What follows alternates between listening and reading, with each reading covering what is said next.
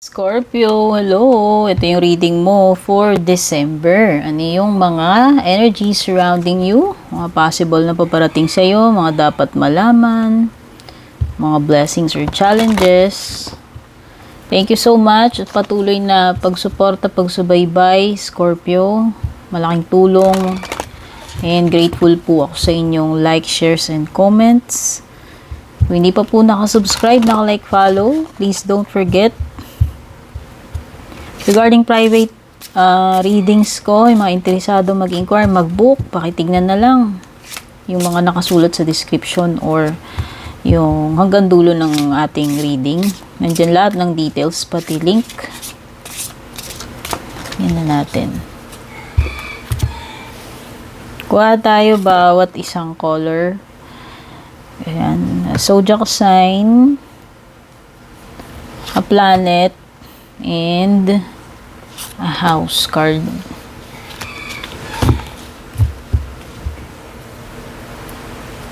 Okay. Kuha tayo dito ng astral card. Ayan.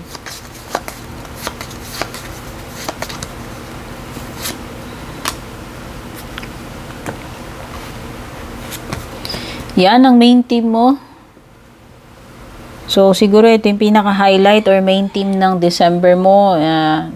Concerns marriage. Ayan. Marriage or partnership. Sabihin na natin. Sorry guys, at nakakita ako ng flaw or spot sa card ko. Ayoko na may ganun. Scorpio, mamaya ako natatanggalin yan. Tignan pa natin. Ano pa? 8th house. Transformational area of your life is about shared resources and intense emotions. Shared resources. So, parang may kinalaman siya sa partnership. Sorry naman guys hindi kasi ako marunong about astrology. Titignan ko na lang ano yung mga interpretation ko sa card. Maybe this is about shared feelings with another person. Yes. O kasi pag ito, kung titignan ninyo, pareho yung house ninyo is marriage. Tapos 8th house about shared resources or emotions. So yung mga bagay na sinishare mo with your special someone or asawa mo. Ano ba tong mga bagay na ito na sinishare ninyo sa isa't isa? Sorry wala ko alam sa astrology. Kumbaga it could also mean daw na ito ay intense physical relationship, coupling, team up, partnership, pagsasama, no? Ito yun Kumbaga, ito yung intense primordial feelings that affect us deeply on an emotional level. And it involves marriage. Siyempre, meron tayong matinding bond, feelings, or commitment, vows, pag kinasal tayo. So, it could also, yan, tama. Parang nagre-relate naman siya. No? Especially sa mga kasal na rito. So, parang ang main theme or highlight sa December mo, Scorpio, is may kinalaman sa iyong marriage or sa asawa. Ano man itong mga bagay na ito na you share with each other. No? It could be feelings, desires,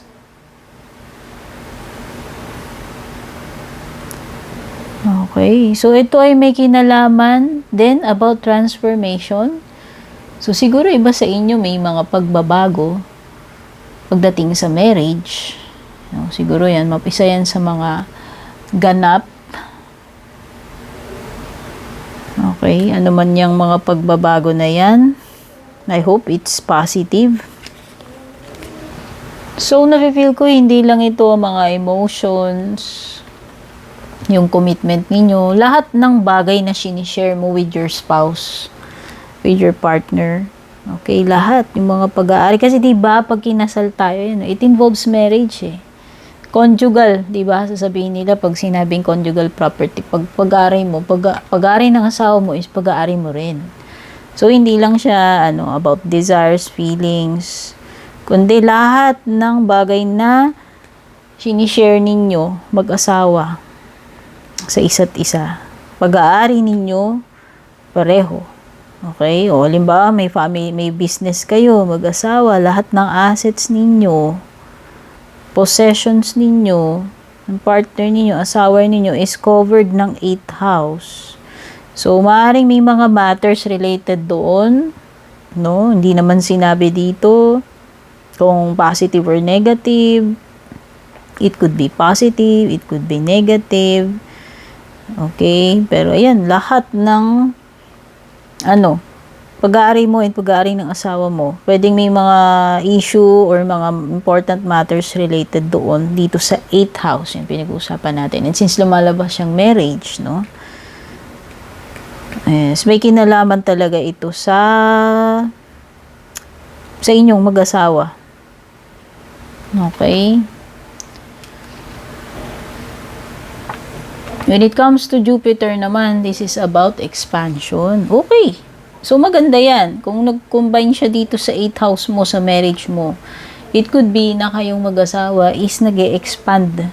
Siguro hindi lang doon sa aspeto ng pagsasama ninyo, nag-grow pa kayo, ibig sabihin, or it could be na lumalawak pa yung mga assets ninyo. O baka meron kayong nag-e-expand yung kabuhayan ninyo. Sabi ko nga, pwedeng pag-aari mo, pag-aari ng asawa mo. Eh, since may Jupiter dito, this is an optimistic, sign, no, ng expansion. Okay? So, na-feel ko lang pwedeng expansion ito.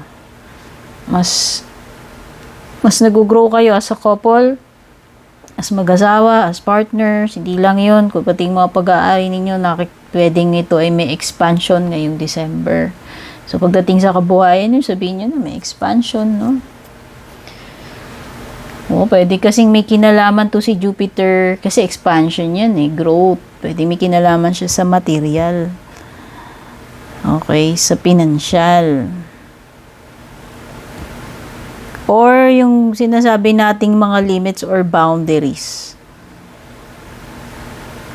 Pero kasi ito ay growth, expansion eh. So, more on positive yung napifeel ko kasi expansion siya. Kaya nga yun, sabi ko nga pwedeng to the level up yung samahan ninyo or to the level up yung mga assets ninyo, financial ninyo, ano man itong sinishare ninyo sa isa't isa, as a couple, as mag-asawa.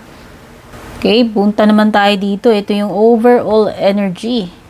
So, yan, pag sinabi natin ang area affected dito is yung marriage mo, yung mga matters sinishare ninyo sa isa't isa as a couple, as mag-asawa, and then may kinalaman sa expansion. Yung pinaka, ano ba tawag dito, energy niya, or tone niya naman is Aries. No, sinasabi dito, it's dynamic, spontaneous, crusading, impulsive, action, full of action. Full of fire, full of energy, or passion, sabihin na natin. Pwedeng impulsive.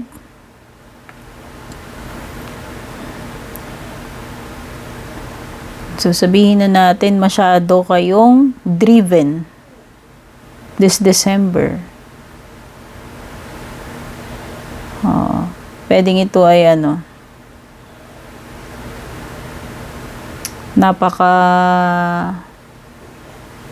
pwede sabihin natin, pwedeng may pagka-aggressive. May pagka-aggressive itong energy ni Aries. Daring. Matapang, malakas loob.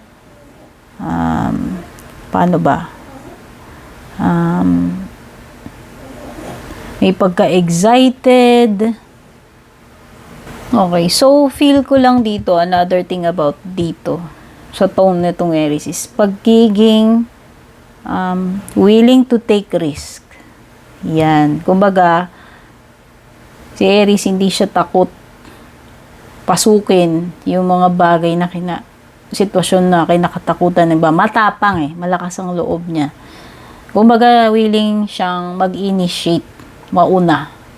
Okay, pagiging ganyan, hindi ko alam kung paano nagre-relate yan sa inyo as a couple, as mag-asawa, or paano siya may kinalaman dito sa expansion, no, sa growth, sa growth ninyo, or marriage nyo man yan. Pero, ibig lang sabihin, bold and daring yung energy mo dito, ngayong December. Okay? Tignan pa natin. Willing kang willing kang mag-try. Okay.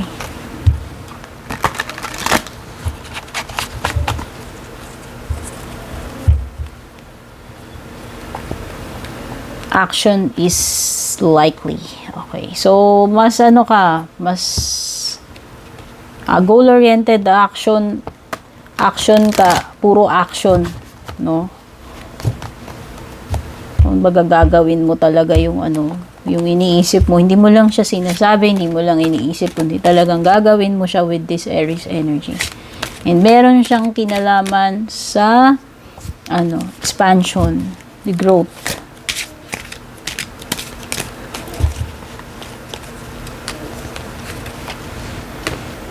Healing with nature, your soul yearns to be outside in nature around the healing waters, flowers, and trees. So, yan. So, maaaring iba sa inyo dito, baka suddenly mag-crave kayo ng nature. O, siguro outdoors. Ayan. Siguro magkakaroon kayo ng time na makapag-detox, makapag-relax. Kailangan ng iba ng healing, pahinga, bakasyon, change of scenery. Sabihin na natin, yun nga, gusto mo makasagap ng sariwang hangin, makapagbakasyon sa probinsya, nature tripping, So, yun ay makakatulong para sa iyo, para ikaw ay ma-revitalize, ma-refresh, ayan. Kasi your soul yearns to be outside in nature. So, yan. So, you need to do more of this ngayong December, or magkaroon ka ng chance, no? Since siguro merong namang holiday break. So, ay paano, Scorpio, ayan. Makaka-experience ka ng nature. Kung talagang ito yung need ng soul mo, ng pangangatawan mo. Okay? Ano pa? Ibang paparating sa iyo. Siguro dati mo nang ginagawa yan, kaya lang siguro na busy ka, and then siguro at least itong December kakaroon ka uli ng time para makapag nature trip o makapag-relax. Relax naman lang na merong makapag-relax sa nature, no? O mag-out of town ka, babakasyon ka. Ano pa paparating sa'yo? Balita, mensahe, impormasyon, o package or letters. Kung ano man itong mga hinihintay mo. Mga dinideliver, ayan, o. Pwedeng telegram, email, any form ng communication.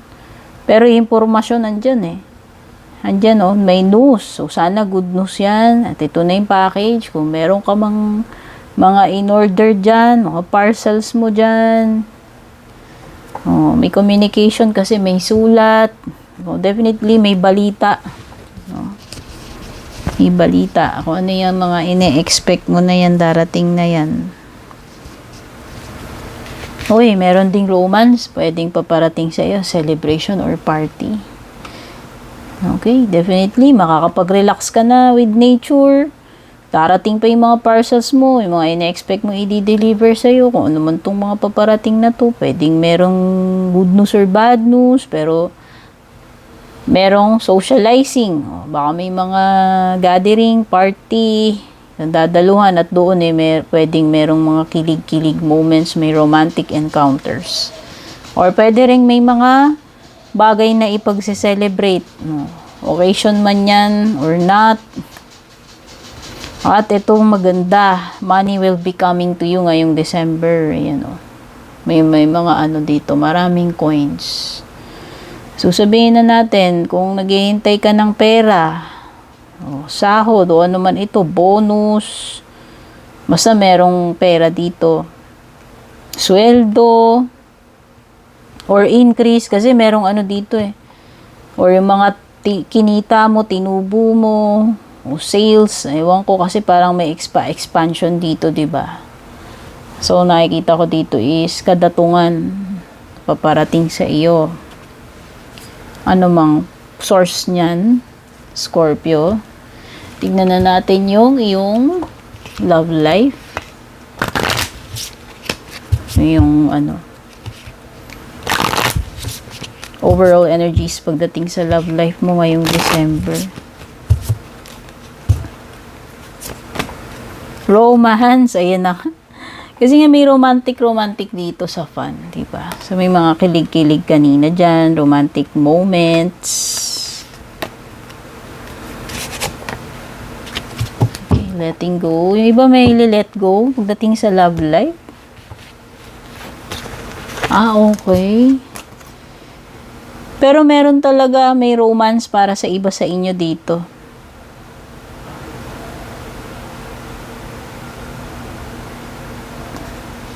Pero yung iba may may mga ile-let go kayo. Okay.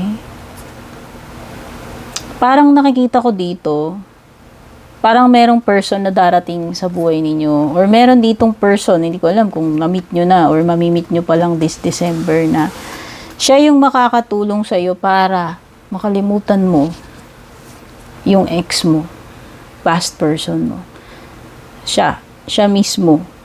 Yung pinaka factor na makakapagpakalimot sa'yo ng nakaraan mo. Definitely may romance para sa inyo. Kung single man kayo, wala kayong kakonek or meron, no? O nakikita ko naman dito, siguro may mga ile-let go kayo ng person mo. Halimbawa, may asawa na kayo, may partner na kayo. So, nakikita ko dito is teamwork kasi may assist dito eh. So, nakikita ko maganda naman yung teamwork. Magtutulungan kayo ng person mo. Hindi ko alam pero parang may something na kailangan na kayong i-let go as a couple. Oo. And nakikita ko na magtutulungan kayo mag-partner dito para lang ma-let go nyo ito. So, siguro baka may nangyaring, ewan ko, challenge sa inyo, may pagsubok bang dumaan sa inyo, naka-experience ba kayo ng crisis as a couple, whatever, kung ano man yung naranasan nyo na yun, nakikita ko na andyan yung teamwork, andyan yung effort na tutulungan ninyo isa't isa para makabangon kayo, makalet go kayo doon. Bibitiwan nyo na yun, finally. Okay? So, maganda naman. Wala naman akong na-detect na pangit dyan sa iyong love life. Tignan pa natin yung ibang energies.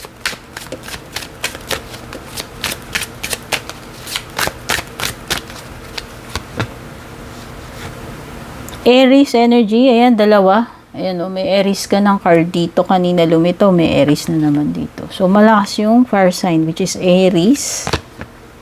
Tapos, meron ding Sagittarius dito. Very fiery, ang pupula, oh. Pupula ng cards mo. At, merong lumitaw na air sign, Aquarius. Okay. So, nakikita ko dito, lumitaw na yung conflict. Pwedeng family related, whether sa inyong mag-asawa talaga yung conflict na yan, or merong ibang family members involved, like in-laws, or mga kadugo na iba. So, siguro yung nakikita ko, ile-let go ninyo.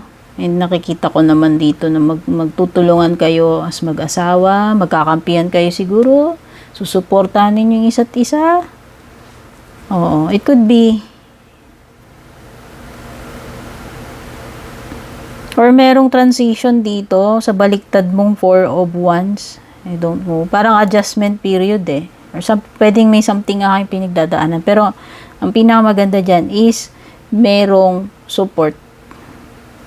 sa isa't isa. Nagtutulungan kayo para lang malagpasan ninyo to or ma-let go ninyo. Ano man tong dapat nyo i-let go na merong some kind of conflict pagdating sa family. Pwedeng may mga family issues sa in-laws or hindi ko alam kung sa bahay. Oo.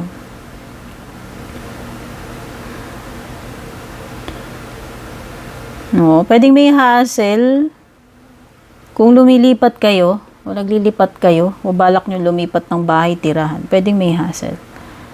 Or, ewan ko, kung bumibili kayo ng property or bahay. Meron something like pag-alis eh. O padispedida. Ewan ko, meron something na ganun. Okay, so nakikita ko rin dito parang aakuin yung mga trabaho. Kung sino man to, si Ten of Wands sa inyo. Ikaw, person na nakakadil mo. Oh, palagi niyang inaako lahat. Okay, so pwedeng may kinalaman nga to. I don't know kung may kinalaman siya sa inyong dalawa lang as a couple, mag-asawa, or may kinalaman sa mga in-laws o ibang kapamilya. Kasi parang may energy dito ng pasan-pasan niya lahat. O baka ang daming responsibilities nito, bukod sa inyong mag-asawa, baka pati yung pamilya niya, bit-bit niya pa. Alam mo yun? So, yun na nga, nakikita ko dito, pwedeng may conflict between family members, in-laws, so pwedeng magkaroon ng pagbukod, hindi ko alam kung nakikipisan kayo, or finally, bubukod na kayo, so pwedeng kasing nagkakaroon ng mga issues sa in-laws, sa inyong mag-asawa, baka may mga third party na yun, yung mga kamag-anak, mga in-laws na nangingialam, or yun yung nagiging conflict, nakaka-apektuhan din kayong mag-asawa, of course. So, ayan, siguro parang something related sa mga, obligasyon. O obligasyon dito na parang may parang energy ng mga umaasa or nakapisan or nakapasa, ano yun? Ano ba tawag doon? Yung pasanin or pabigat na energy, parang ganun. Oo. Kasi parang someone here is carrying all the burdens. Syempre, mahirap yung ganun. Lalo na kung mag-asawa na kayo, tas may mga ganun pa. Supposed to be, hindi na dapat. Okay? So, yan. Maaaring yan yung mga iba sa mga challenges, conflict na ma-experience mo this December, Scorpio. Okay, mag-ingat ka dito kasi may card of betrayal with the Seven of Swords. Someone na pwede kang takbuhan, takasan na lang dito. Traitor rin. Maisahan, ma-scam. Okay? Tingnan natin closing message mo.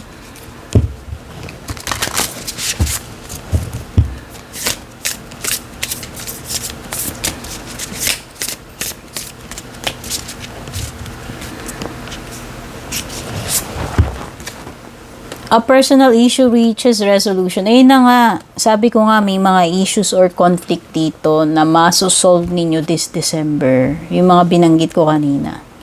Pero pwede rin naman personal. Kung sarili mo, limbawa, meron kang issue sa sarili mo, personal problem ka pa, bukod pa rito sa mga lumilitaw about in-laws, family, or sa inyo as a couple. Basta ko na namang mga issue yan. Magkakaroon ng resolution. At least this December, hindi naaabot ng 2025. Okay? So, sana makatulong sa'yo tong reading, Scorpio. Take care. God bless. Babush. And kung balak nyo pong mag-book or mag-inquire ng personal readings ko, basahin nyo lamang po itong nakasulat sa screen or yung nakalagay sa description.